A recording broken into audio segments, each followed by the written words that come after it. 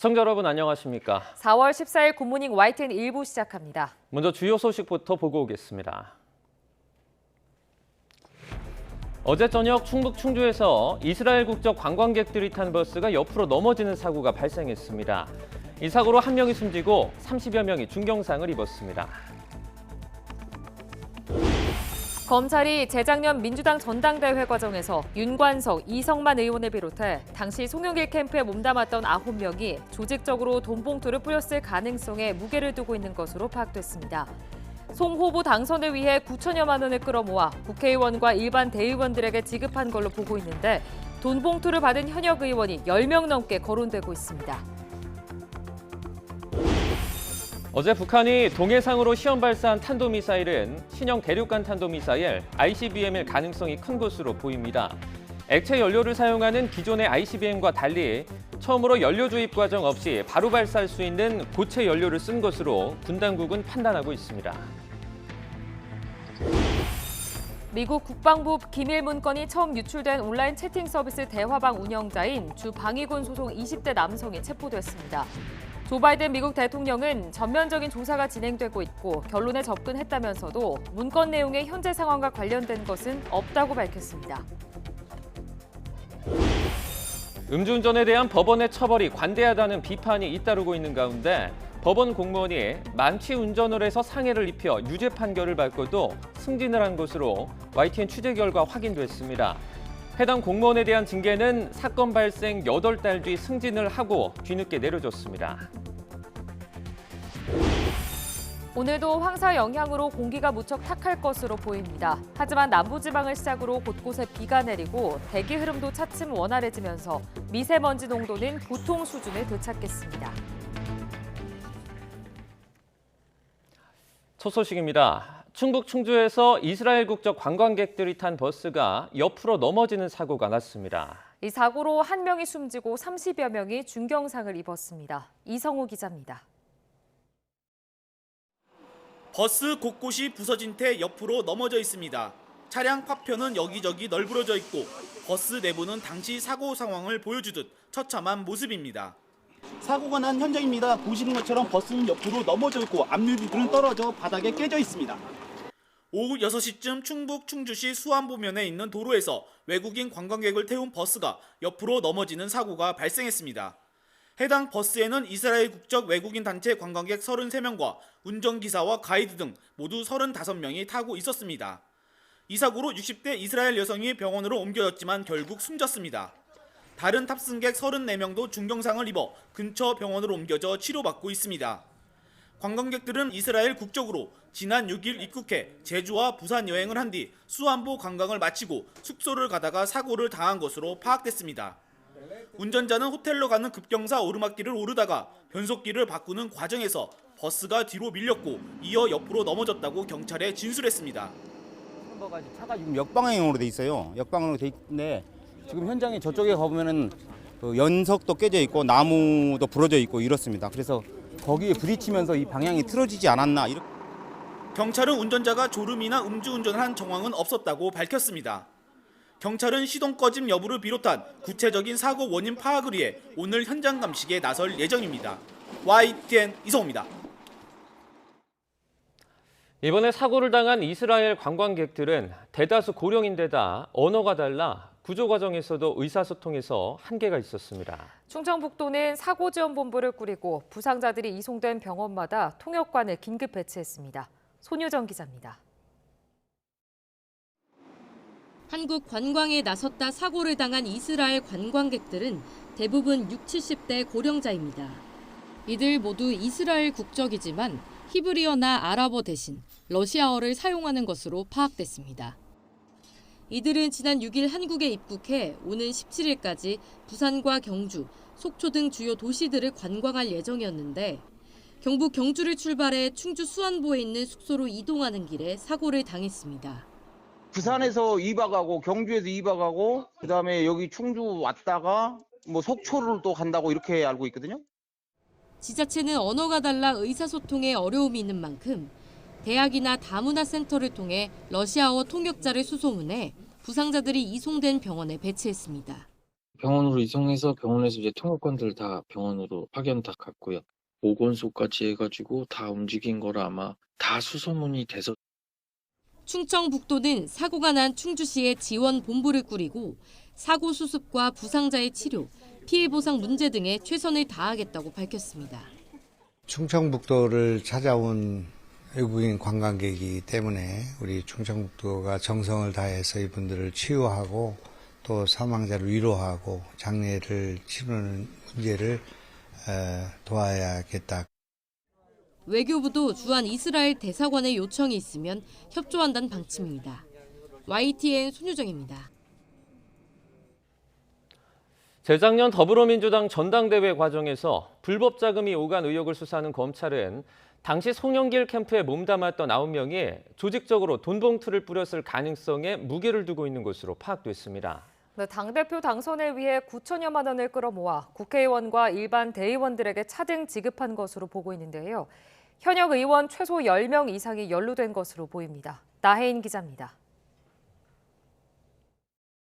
YTN이 확보한 압수수색 영장을 보면 검찰은 재작년 민주당 대표를 뽑는 전당대회를 앞두고 당 지역위원장 출신 강래구 한국감사협회장이 9천여만 원을 마련했다고 보고 있습니다. 이를 봉투에 나눠 담아 송영길 당시 후보에게 표를 끌어올 수 있는 국회의원과 일반 대의원들에게 뿌렸다고 의심하고 있습니다. 캠프에 몸담았던 윤관석, 이성만 두 현역 의원이 핵심 관여자로 지목됐습니다. 이건 정치 탄압, 그다음에 국면 전환을 위한 무리한 검찰의 기획 수사 쇼라고 봅니다. 사실은 무근이기 때문에 이 문제는 다퉈서 나갈 겁니다. 적극적으로 대응해 나가야죠. 검찰은 이정근 전 민주당 사무부총장의 휴대전화에 남아있던 통화 녹음 파일과 관련자 조사를 거쳐 이들의 혐의를 구체화했습니다. 이 밖에도 관여 정황이 있는 인천 지역위원회 출신 민주당 당직자 5명과 송영길 전 대표의 보좌관도 압수수색해 확보한 증거를 분석하고 있습니다. 송 전 대표 보좌관은 당시 이 전 부총장에게서 금품 전달을 알리는 듯한 메시지를 받은 것으로 조사됐습니다. 검찰 관계자는 단선적으로 금품이 뿌려진 게 아니라며 특정 후보의 당선을 위한 조직적인 살포에 무게를 두고 있음을 시사했습니다. 또 지금은 돈 봉투를 만들어 건넨 인물을 중심으로 수사하고 있지만 받은 사람도 처벌 대상이라고 분명히 했습니다. 검찰은 9천여만 원 가운데 국회의원들에겐 300만 원씩 6천만 원이, 지역 대의원 등에겐 50만 원씩 3천만 원가량이 전달됐다고 보고 있습니다. 현역 의원의 경우 산술적으로 20명에게 돈 봉투가 뿌려졌을 수 있지만 이 가운데 중복으로 받은 의원이 있을 가능성도 검찰은 있다고 보고 있습니다. 금품 살포로 이익을 봤을 송 전 대표까지 수사가 확대될 거란 관측도 점점 커지고 있습니다. 이번 사건을 수사하는 서울중앙지검 반부패 수사 2부엔 검사 6명이 추가로 투입됐습니다. YTN 나인입니다. 검찰이 민주당 현역 의원들을 정면으로 겨눈 전당대회 돈봉투 의혹에 정치권 공방도 더 격해지고 있습니다. 국민의힘은 사실상 전당대회를 연 민주당이 부패 정당이 돼버렸다며 공세를 폈고, 반면 민주당은 검찰이 또 국면 전환용 기획 수사를 꺼내들었다고 반발했습니다. 박계환 기자입니다. 국민의힘은 각종 검찰 수사를 받는 이재명 대표에 이어 이젠 민주당 전체가 부패의 민낯을 드러내고 있다며 싸잡아 비난했습니다. 전당대회 금품 살포 의혹은 경악스러울 정도로 부끄러운 사건으로 이정근 게이트가 본격 열리고 있다며 대대적인 공세를 예고했습니다. 이쯤 되면 민주당의 전당대회는 돈당대회, 쩐당대회라고 표현될 정도로 부패한 것으로 보입니다. 돈으로 매표하는 행위는 반민주 부패 정당의 가장 대표적 특징인데, 민주당이 사과는커녕 시종일관 야당 탄압, 피해자 코스프레만 한다며 검찰의 엄정한 수사를 촉구했습니다. 모두 사실이라면 민주당은 당 간판을 내리고 국민 앞에 석고대죄해야 할 문제 아니겠습니까? 이재명 대표를 민주당이 감쌌던 데는 다 이유가 있었던 것 아니었나 싶습니다. 민주당은 일단 지도부 차원의 공식 입장 표명은 삼가한 채 당혹스러움 속에 검찰 수사가 어디로 번질지 예의주시하고 있습니다. 다만 내부적으로는 여권이 미국 도청 의혹 등으로 수세에 몰린 상황에서 검찰이 또 국면 전환용 기획 수사를 벌이고 있다며 반발하는 기류가 적지 않습니다. 여권의 지지가 지금 바닥을 치고 있는 이런 때에 이런 사건들이 나왔다고 하는 게 상당히 좀 의아스럽다. 검찰의 기획이나 최소한 개입이 있는 사건일 가능성이 높다. 이 대표도 검찰이 진실을 왜곡하는 행태가 이젠 일상이 됐다면서 윤석열 정부를 향해 국민 삶을 더 챙기라고 맞받았습니다. 객관적 진실을 왜곡, 조작하는 검찰의 행태가 일상이기 때문에 저는 잘 믿어지지가 않습니다. 우리 국민들의 삶을 챙기는 그런 정책들을 좀 우리 정부가 많이 신경 써주시기 바랍니다. 검찰이 민주당 현역 의원 다수의 송영길 전 대표까지 수사망에 올릴 것이란 전망이 나오면서 정치권에 미칠 파장도 만만치 않아 보입니다. 야권을 향한 검찰의 전방위 수사에 여야 모두 촉각을 곤두세우고 있습니다. YTN 박견입니다. 더불어민주당 송영길 전 대표는 최근 불거진 2021년 전당대회 돈봉투 의혹과 관련해 이정근 전 사무부총장의 개인 일탈 행위를 감시 감독하지 못해 국민께 죄송하다고 밝혔습니다.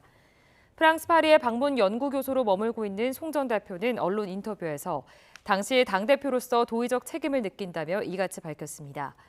송 전 대표는 이 전 부총장의 일탈 행위를 갖고 검찰이 지금까지 얼마나 많은 기사를 생산했느냐며 국가 누란의 위기에 윤석열 정부가 할 줄 아는 건 야당 수사밖에 없는 것 같다고 비판했습니다.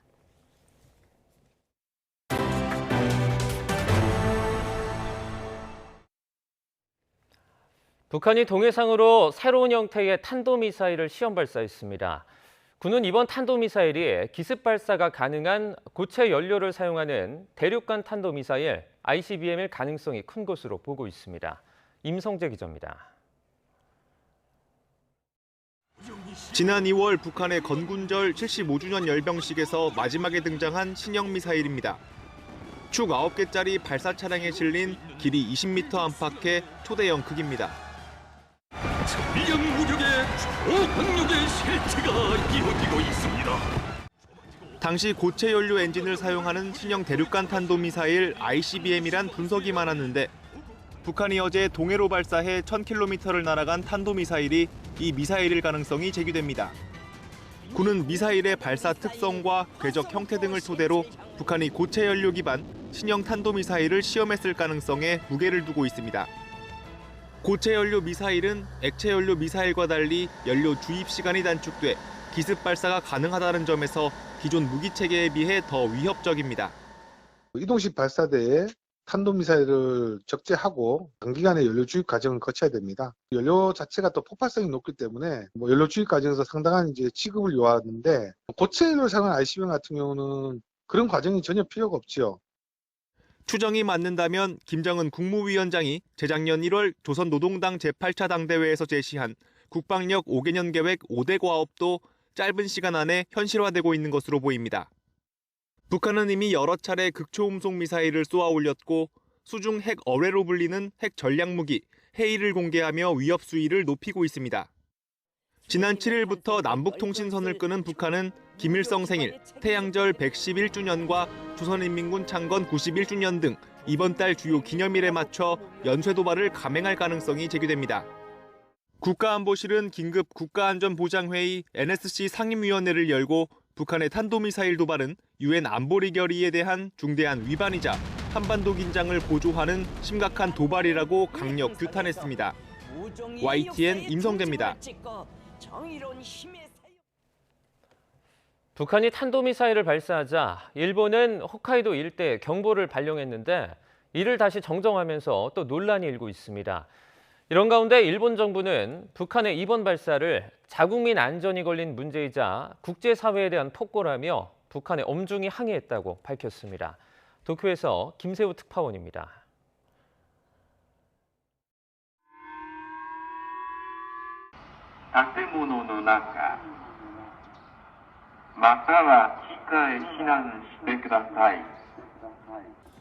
일본 홋카이도 일대의 미사일 발사를 알리는 경보 사이렌이 울려 퍼집니다.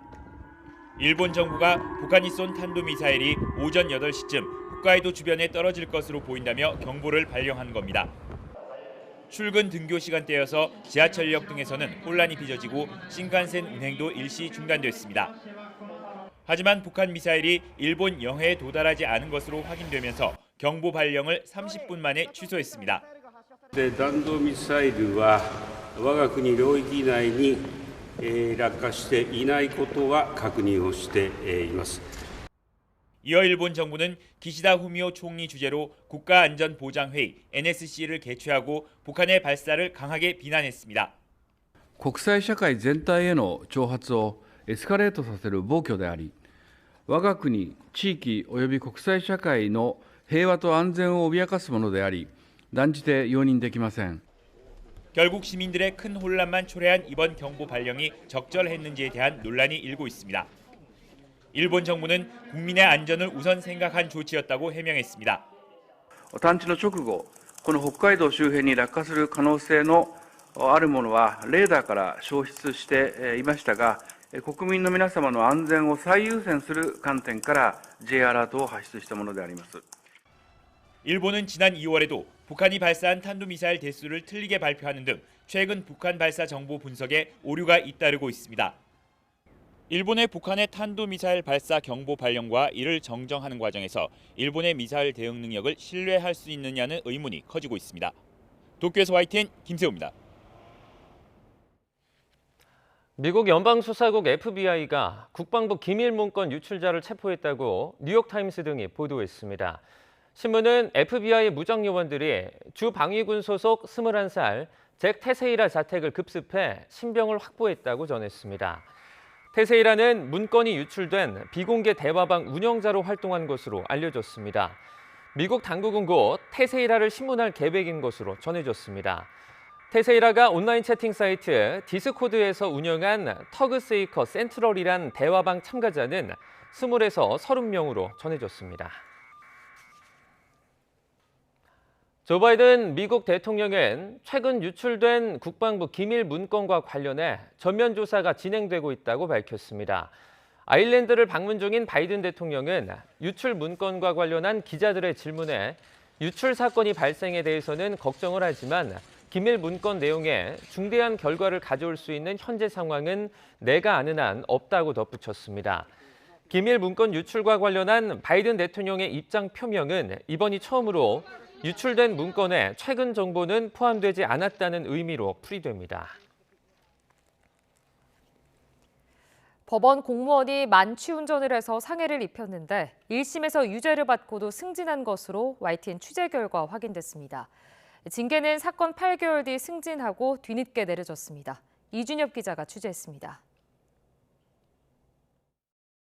서울 구로구에 있는 3차선 도로입니다.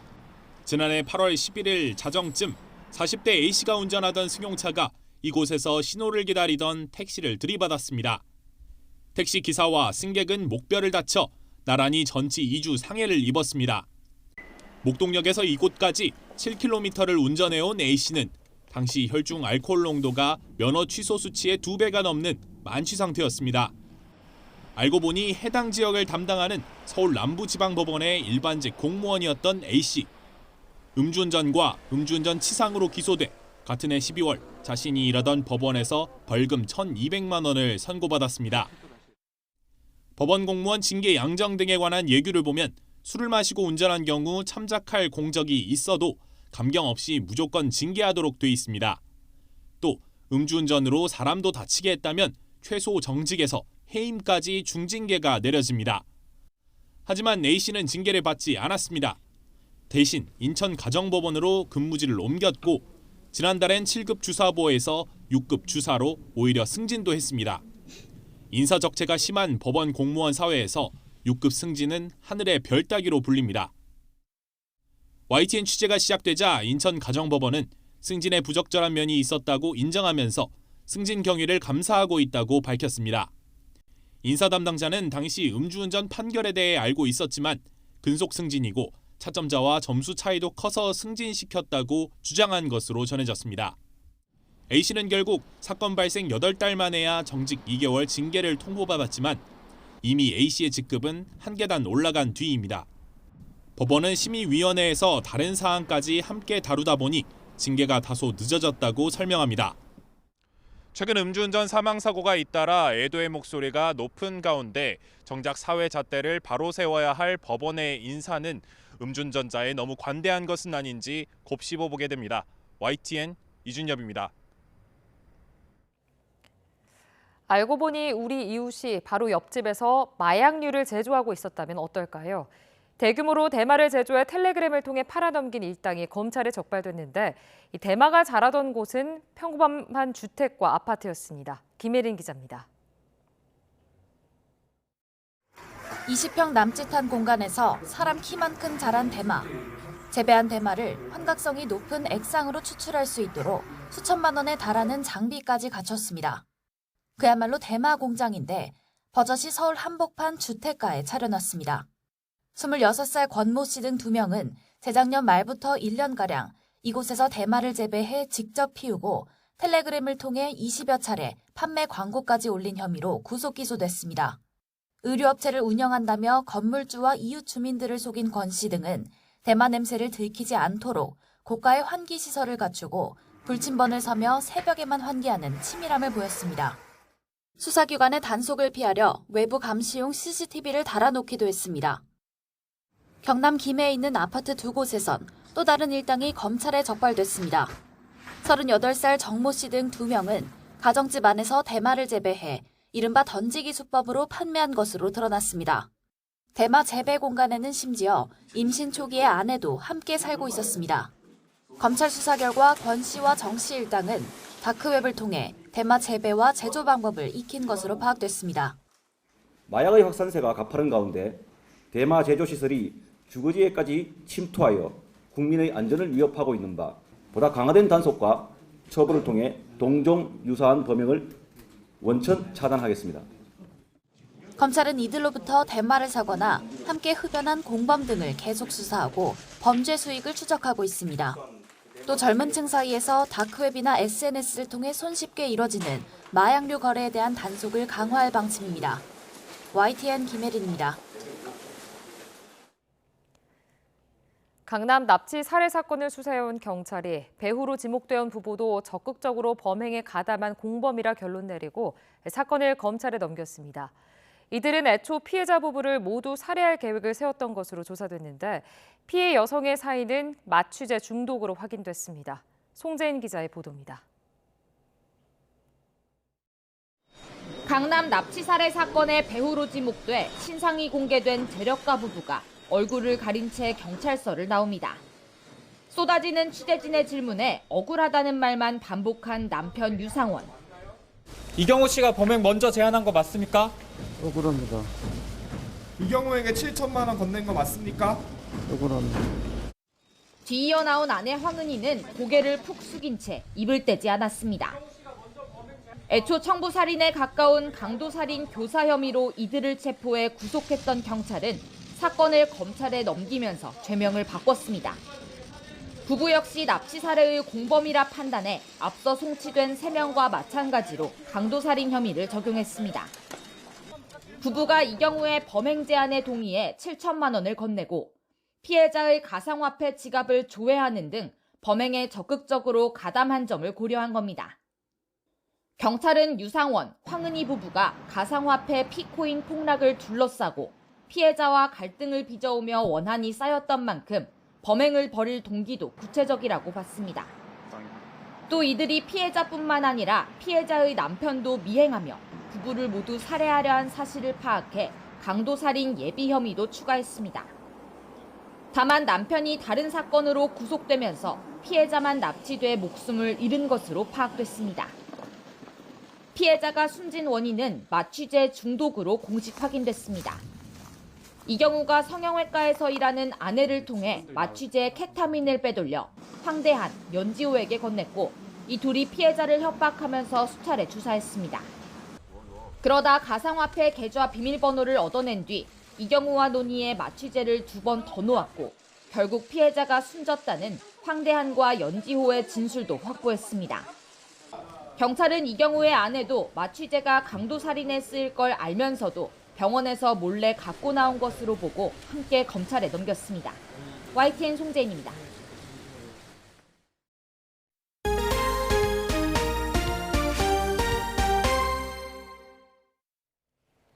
올봄에는 황사가 유난히 잦고 강도도 무척 심합니다. 황사 발원지가 바짝 메말랐고 저기압과 바람이 한반도로 모래를 실어 나른 것이 원인이라고 합니다. 김민경 기자의 보도입니다. 모래먼지가 색을 빼앗은 듯 온 세상이 마치 흑백 영화처럼 보입니다.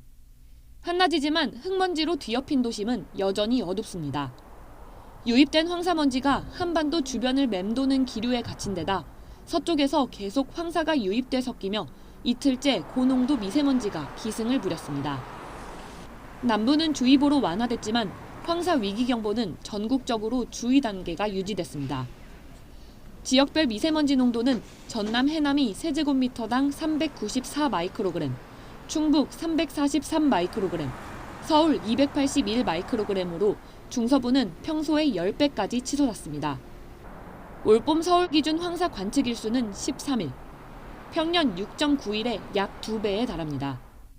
예년보다 건조한 황사 발원지를 저기압이 자주 통과하며 막대한 모래먼지를 만들었고 강한 북서풍이 이 모래먼지를 중국을 거쳐 한반도까지 실어나른 겁니다. 중국 내몽골권에서 발원한 황사 입자가 북서풍을 따라 우리나라 상공으로 유입된 가운데 고기압권에서 기류가 침강하면서 전국적으로 높은 농도의 황사가 나타났습니다.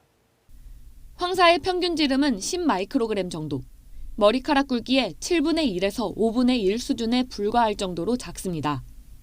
따라서 눈이나 코 같은 호흡기와 면역체계에 부담을 줘 건강을 악화시킵니다. 호흡기를 구성하고 있는 상기도나 하기도와 같은 안쪽은 다 점막이라고 저희가 표현하는데 이런 것들이 들어오게 되면 당연히 우리 몸에서는 면역체계들이 반응을 하게 됩니다. 호흡기 질환자와 노약자는 외출을 자제해야 하는 이유입니다. 황사는 오늘 오후 남부지방에 비가 내리고 대기 흐름이 원활해지면서 빠르게 해소될 것으로 보입니다.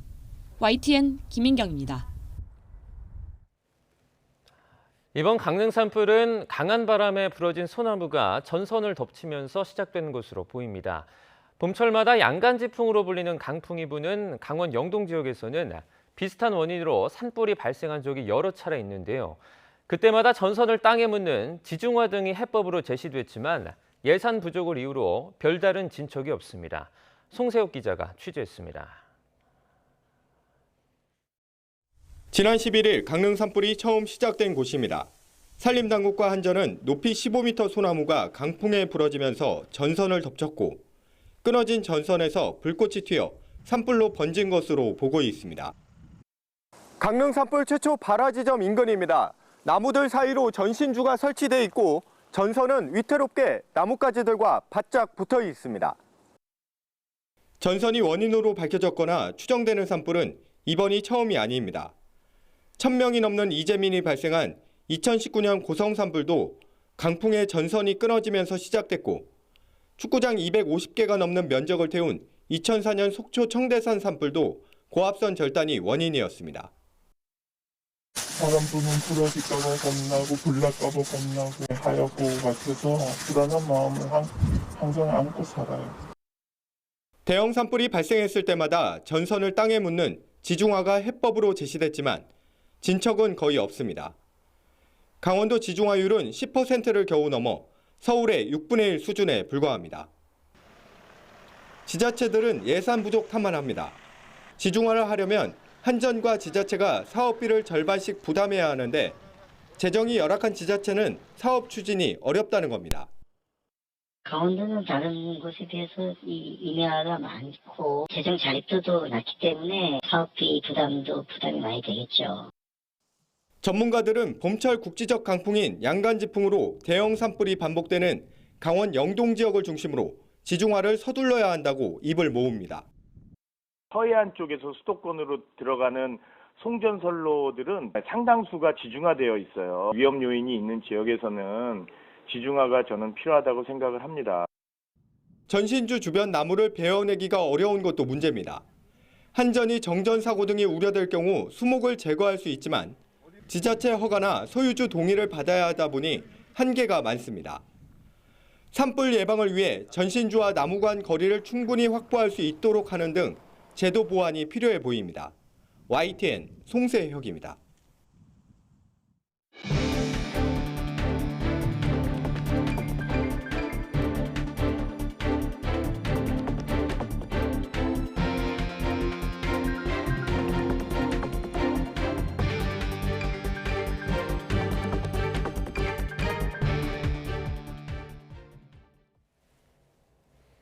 어제 오후 6시쯤 충북 충주시 수안보면의 도로에서 이스라엘 관광객을 태운 버스가 옆으로 넘어져 1명이 숨지고 34명이 다쳤습니다. 해당 버스에는 이스라엘 국적 단체 관광객 33명과 한국인 운전자와 가이드 등 모두 35명이 타고 있었습니다. 이 사고로 버스에 타고 있던 60대 이스라엘 국적 여성이 병원으로 옮겨진 뒤 숨졌고 9명은 중상, 나머지 사람들은 경상인 것으로 알려졌습니다. 경찰은 숙소로 가는 오르막길을 오르다가 기어 변속 과정에서 버스가 뒤로 밀렸다는 운전자 진술을 토대로 정확한 사고 원인을 조사하고 있습니다. 이번 사고에 충청북도는 재난안전통합지원본부를 설치하고 사고 수습과 부상자들의 치료를 지원하기로 했습니다. 김영환 충북도지사는 입장문에서 사고 현장인 충주시에 재난안전통합지원본부를 설치하고 충주시 부시장에게 상황을 지휘하도록 했다고 전했습니다.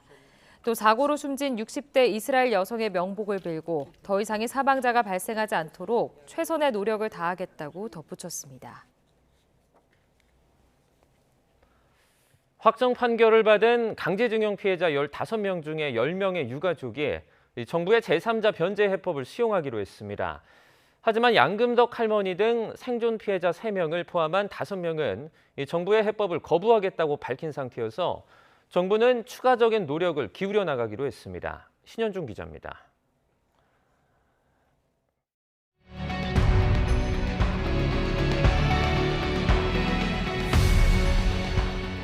지난 2018년 대법원에서 승소 판결을 받은 일제 강제징용 피해자는 사건 3건에 15명입니다. 일본 제철 피해자가 4명, 미쓰비시 중공업 피해자가 각각 5명과 6명씩입니다. 이 가운데 10명이 일본 전범기업 대신 일제 강제동원 피해자 지원재단이 지급하는 배상금을 받기로 결정했습니다. 정부 해법에 대해 수용 의사를 밝힌 대법원 확정 판결 피해자 10분의 유가족들께 판결금과 지원이자를 지급할 예정입니다. 정부가 지난달 6일 제3자 변제 방식의 해법을 공식 발표한 지 한 달여 만입니다. 한 사람이 받는 금액은 판결금과 지연이자를 합쳐 2억 3천만 원에서 2억 6천만 원 정도로 전해졌습니다. 유족들은 재단 측에 배상금 수령 동의서를 냈지만 정부는 이들의 채권이 소멸된 것은 아니라고 강조했습니다. 지난 3월 초 정부가 발표한 해법은 대법원의 판결에 따른 피해자, 유가족분들이 법적 권리를 실현시켜드리기 위한 것으로서 채권 소멸과는 전혀 무관합니다. 하지만 양금덕 할머니 등 생존 피해자 3명을 포함해 나머지 피해자 5명 측은 정부 해법을 거부한다는 뜻을 공식적으로 밝힌 상태입니다. 정부는 피해자나 유가족의 상처가 조금이나마 치유될 수 있도록 계속 노력해 나가면서 배상금 수령을 거부한 피해자나 유가족들도 직접 만나 이해를 구하는 노력을 기울여 나갈 것이라고 설명했습니다. YTN 신현주입니다. 윤 대통령의 제2요구권에 다시 국회로 돌아온 양곡관리법 개정안이 본회의 재투표에서 부결됐습니다. 더불어민주당은 간호법 제정안도 함께 처리하려고 했지만 김진표 의장은 여야 합의를 재차 강조하며 상정을 보류했습니다. 김승환 기자입니다. 여야는 본회의 당일까지 양곡법, 간호법 등 이른바 쟁점 법안 합의에 실패했습니다. 국회 입법권은 충분히 보장되고 존중돼야 하지만 정권에 정치적 부담을 주기에 남용되는 일은 없어야 합니다. 이제는 처리한다는 입장이고 국민의힘은 좀 더 시간을 갖고 협의를 해가자는 입장입니다. 그래서 여기에 대해서는 아직 의견 일치가 이루어지지 않아서 좀 더 본회의 전까지 좀 협의를 해야 될 상황입니다. 더불어민주당은 원내 과반 의석을 무기로 쟁점 법안 상정을 시도했습니다. 의사 변경 동의안이 가결되면 안건을 본회의에 올릴 수 있어 여당 동의 없이도 법안 처리가 가능하기 때문입니다. 이에 따라 양곡관리법 개정안은 윤 대통령의 제2요구권 행사 9일 만에 표결에 붙여졌지만 국민의힘이 부결을 당론으로 못 박은 가운데 예상대로 제2 통과 조건은 만족하지 못했습니다. 김진표 의장은 정부와 관련 단체 간 협의가 진행되고 있다는 이유로 간호법 상정엔 제동을 걸었습니다. 간호법과 관련해 이해단체들의 갈등이 극심하고 재차 윤 대통령의 제2요구권이 예상되는 상황에서 재협상을 요구한 겁니다. 여야 간 추가적인 논의를 거쳐서 합리적인 대안을 마련할 수 있도록 간호법안 대안은 다음 본회의에서 처리하기로 하고, 더불어민주당은 절차적 문제가 없는 법안에 대한 과도한 권한 행사라며 본회의장에서 한꺼번에 퇴장했고, 절차적으로 내용적으로 하등 문제가 없는 법안을 국회의장이 이렇게 독단적으로 의원들의 그런 요구를 무시하고, 국민의힘은 의장이 고심 끝에 내린 결정이라고 치켜세운 가운데 민주당의 양곡관리법 처리 강행에 대해선 맹비난했습니다. 자기 편만 보고 하는 정치의 하나의 단면이 아닌가. 대통령과 우리 정부에 조금이라도 조금 부정적인. 거듭 평행선을 달리며 의견 조율에 실패한 여야가 오는 27일 본회의까지 간호법 등 처리를 위해 극적 타결을 이룰 수 있을지는 불투명합니다. YTN 김승환입니다.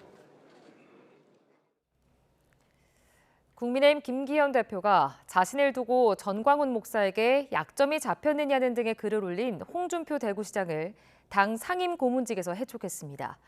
홍 시장은 엉뚱한 데 화풀이한다며 이번 기회에 전 목사를 위촉하라고 반발했습니다. 권남기 기자입니다. 김기현 대표가 홍준표 대구시장을 당 상임 고문에서 해촉했습니다. 현역 정치인이나 지자체장이 상임 고문을 겸직한 전례가 없다는 게 이유인데 당 지도부 비공개 회의에서도 이견은 없었던 것으로 전해졌습니다. 현직 지자체장으로 활동하는 이런 분은 안 계신 것이 그동안에 관리했기 때문에 그에 맞추어서 정상화시킨 겁니다. 하지만 홍 시장이 최근 김 대표를 겨냥해 정광훈 목사 밑에서 잘해봐라, 무슨 약점이 잡혔느냐며 리더십을 흔든 데 대한 징계성 해촉이라는 분석이 나옵니다. 여러 가지 논란의 말씀을 하시는 것보다는 대구시장으로서의 시정에 집중하시라. 홍 시장은 문제의 당사자는 징계하지 않고 엉뚱한 데 화풀이한다며 이참에 정광훈 목사를 상임 고문으로 위촉해라, 제정신으로 당 운영을 하고 있느냐고 김기현 대표를 직격했습니다. 이준석 전 대표 역시 조금이라도 다른 의견이 있으면 윤리를 넘어 해촉까지 한다며 김 대표를 향한 비판에 가세했습니다. 김 대표는 이 같은 반발을 예상한 듯 거듭 정광훈 목사와 선을 그었습니다. 우리 당 정신이 어떤 특정 목회자의 통제를 받아야 한다는 것은 궤변입니다. 이런 가운데 김 대표는 당 윤리위원장에 박근혜 전 대통령 탄핵 추진 실무를 총괄했던 황정근 변호사를 당무감사위원장엔 신희진 전 의원을 임명하며 기강을 강조했습니다. 전 목사 관련 이딴 설화로 논란을 일으킨 김재원 최고위원이 첫 징계 대상으로 검토될 수 있다는 관측이 나옵니다. 김기현 대표가 전격적으로 홍준표 대구시장을 상임 고문에서 해촉한 건 더는 당내 리더십을 겨냥한 이런저런 논란을 좌시하지 않겠다는 강한 의지를 드러낸 것으로 해석됩니다. 다만 홍 시장이 계속 반발할 경우 파장은 당분간 이어질 가능성이 커 보입니다. YTN 권남기입니다. 숙박업소나 공중 화장실 등에서 이른바 몰카 범죄가 잇따르고 있는데요. 생활용품으로 위장한 중국산 몰카를 5년 가까이 밀수한 업체가 세관에 적발됐습니다. 김종호 기자입니다. 언뜻 보면 잘 정돈된 책상이지만 무려 10개의 눈이 몰래 지켜보고 있습니다.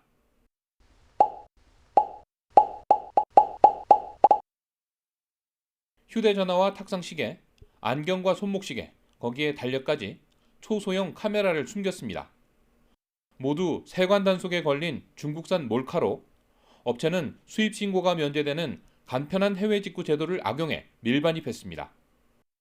톡송업체를 들어오는 자가소비용 150불 이하의 물품에 대해서는 톡송업체가 제출한 목록, 분명히 적힌 목록만으로 통과하는 제도입니다.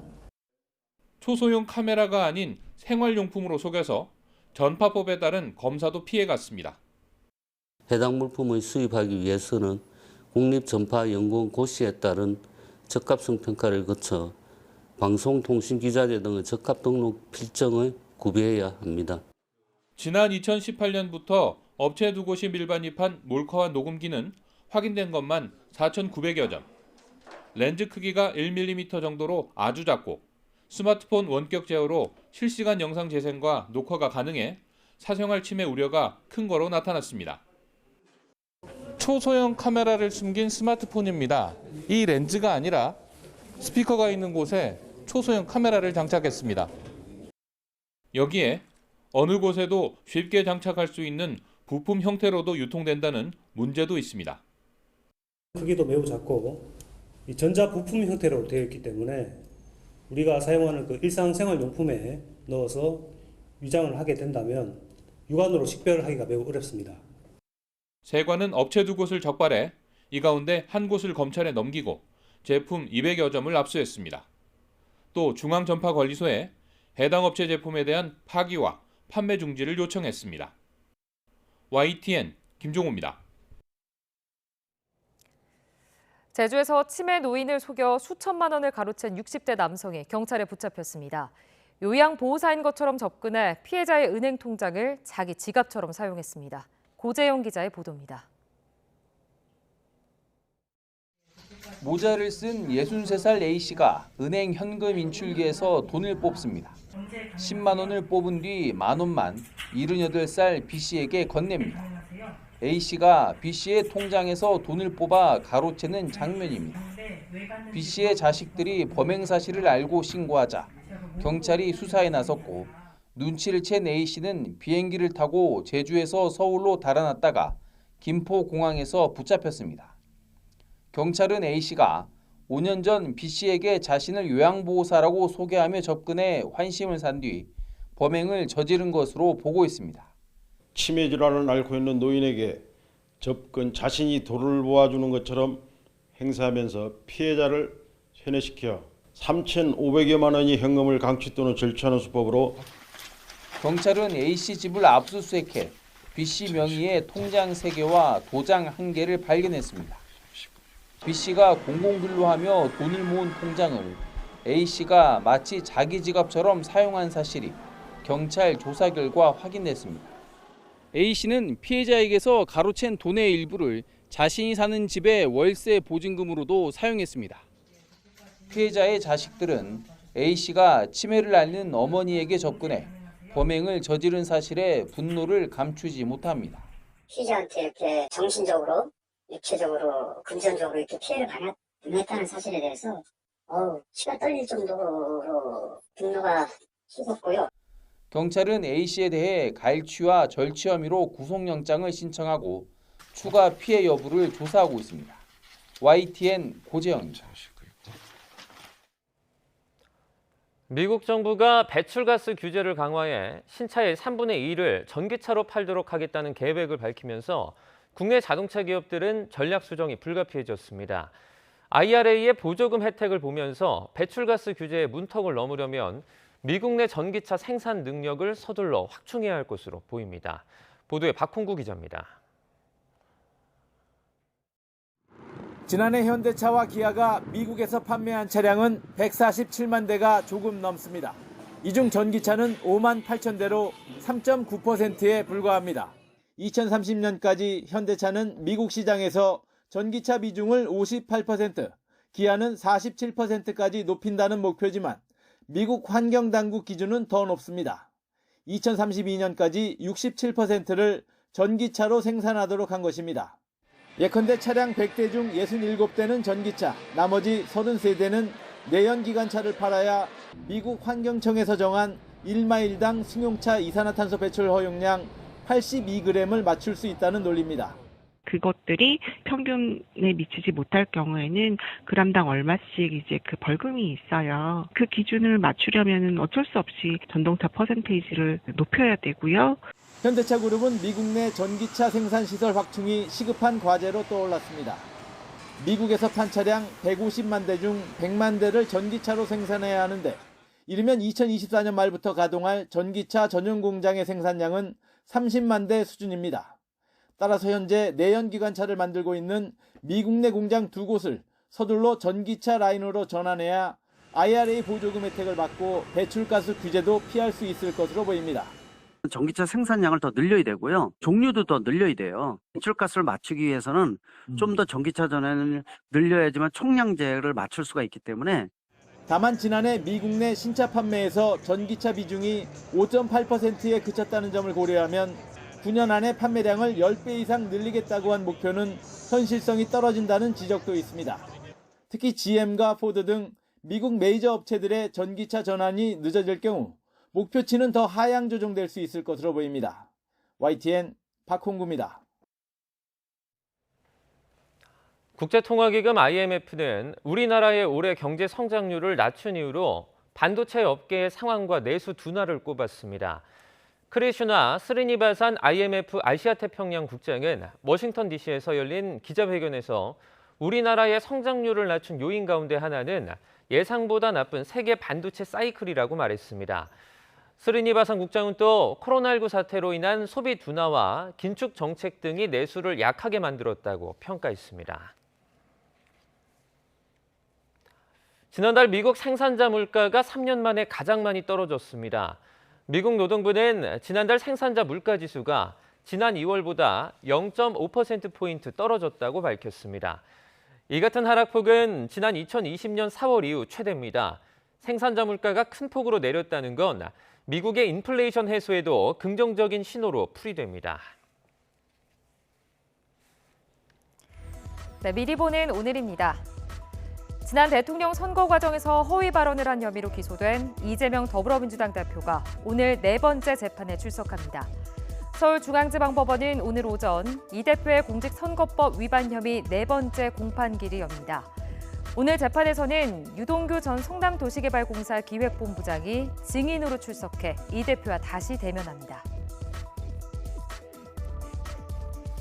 국가수사본부장에 임명됐다가 아들의 학교폭력 문제로 낙마했던 정순신 변호사가 지난달 31일에 이어 오늘도 관련 국회 청문회에 나오지 않을 것으로 보입니다.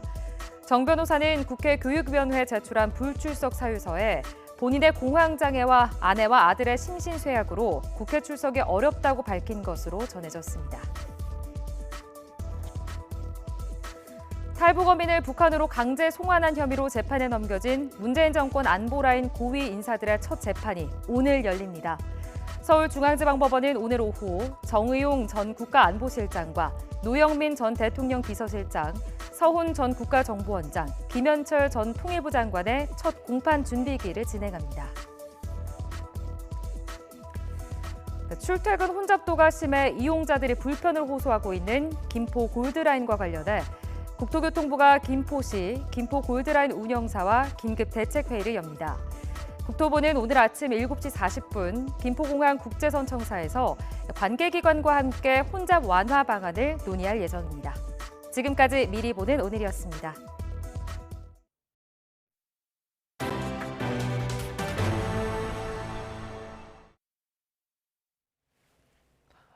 프로농구 정규리그 우승팀 인삼공사가 4강 첫 경기를 역대 플레이오프 최다 점수차 승리로 장식했습니다. 김승기 감독이 조련한 제자들이 스승이 이끄는 캐롯을 상대로 압도적인 승리를 거뒀습니다. 허재원 기자입니다. 1쿼터 초반부터 인삼공사의 석점슛이 불을 뿜습니다. 변준영부터 스펠맨, 배병준까지 인삼공사는 마치 연습 경기라도 하듯 캐롯을 거세게 몰아붙였습니다. 1쿼터에 이미 점수차를 20점 이상으로 벌렸고 전반을 27점 차로 앞서며 일찌감치 승부를 결정지었습니다. 정규 시즌 내내 한 번도 선두 자리를 놓지 않고 1위로 플레이오프에 오른 인삼공사의 위력은 막강했습니다. 후보 선수들을 고르게 기용하며 여유 있게 경기를 운영했지만 점수차는 점점 더 벌어졌습니다. 인삼공사는 56점 차 압승으로 역대 프로농구 플레이오프 최다 점수차 승리로 1차전을 장식했습니다. 전 선수들이 다 잘해준 것 같아요. 전원 다 득점하고 잘해줘서 누구 한 명 뽑기보다는 12명이 하나로 뭉쳐서 오늘 좋은 결과가 있었던 것 같습니다. 극심한 재정난에도 대이변을 일으키며 6강 관문을 통과한 캐롯은 극심한 체력 저하 속에 힘 한번 써보지 못하고 굴욕적인 대패에 멍해를 썼습니다. 캐롯의 43득점은 역대 플레이오프 최소 득점 기록입니다. 인삼공사가 챔피언 결정전으로 가는 유리한 고지를 점한 가운데 두 팀은 하루를 쉬고 2차전에서 맞붙습니다. YTN 허재원입니다. 프로야구 키움이 안우진의 역투를 앞세워 두산을 9대2로 꺾고 5연패에서 탈출했습니다.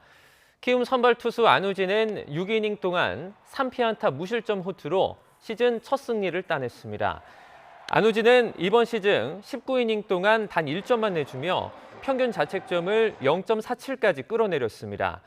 삼성은 김동엽의 연타석 홈런 등 4개의 홈런을 몰아치며 선두 SSG를 11대9로 이겼고 롯데는 LG를 8대7로 이겼습니다. KT는 NC를 10대3으로, 한화는 기아를 5대1로 이겼습니다.